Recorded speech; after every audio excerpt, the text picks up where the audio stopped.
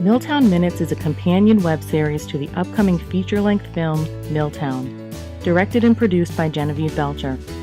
Milltown focuses on the small town of West Warwick in Kent County, Rhode Island. As part of what is known as the Pawtuxet Valley, West Warwick played a major role in the Industrial Revolution alongside its neighbors, Warwick and Coventry. The following Milltown Minutes video gives a glimpse into the rich history of this area.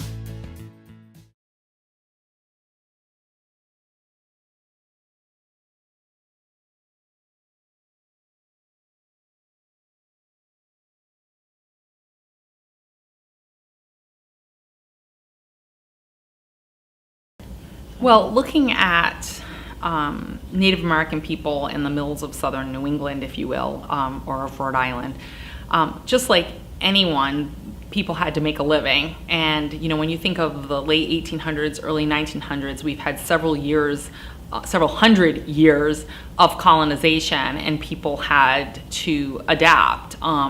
In 1880, we had the state of Rhode Island detribalized the Narragansett Indian tribe, which means in their law, they made the entity, the tribe, not exist. And it took 100 years to prove that that was an illegal action, and it was corrected when we gained federal acknowledgement in 1983. It's always about the resources. If you look at the Declaration of Independence carefully, it talks about life, liberty, and the pursuit of happiness, and everyone being equal under the law, so to speak. But you had to be white, male, landowning, and Christian. And not only that, if you read farther down on the first row of words, about 3/4 of the way down, it talks about raising new conditions of appropriations of land.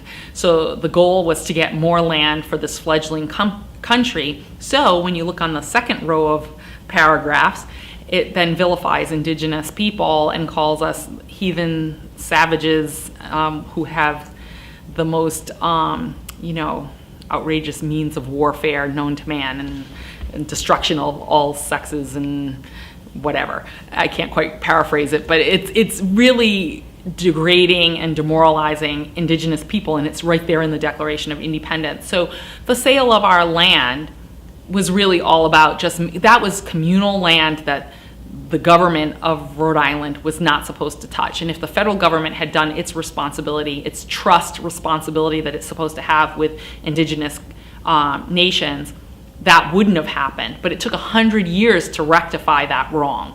It took 100 years for us to get, or just shy of 100 years, to get the Land Claim Settlement Act with the state of Rhode Island, and just about 100 years to get federal acknowledgement as an indigenous nation. Shortly after the detribalization, there was the sale of the Narragansett Indian Reservation, which also was in the 1880s to 1882. And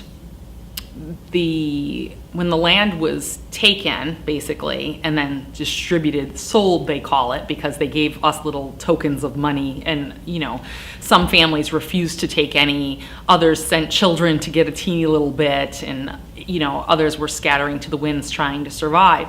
In that same way, if you think about that, that's 1880 to 1882-ish.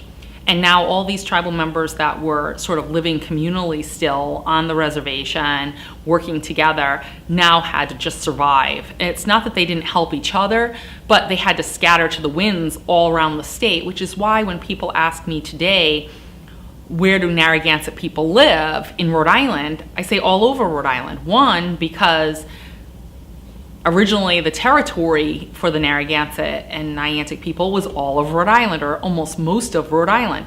So there are people that live in the cities, what we consider the cities today, and people that live in the rural areas in South County and the northwestern areas that are rural in the state, but they also live in the cities. And as the cities were progressing and growing up around them, and they're looking for employment as everyone else is looking for employment, some of them ended up in the mills. There were times, and I'm sure there were prejudices that didn't always give them the job, and when depressions happened and jobs were scarce, they were undoubtedly the first to lose the opportunity. But people did work in mills.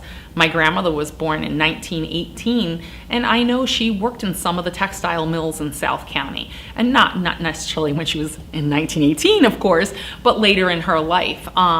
She ended up being an owner and operator of a Native American restaurant later on, but she did many jobs along the way, and so did many Native people. Did many different jobs, including working in mills.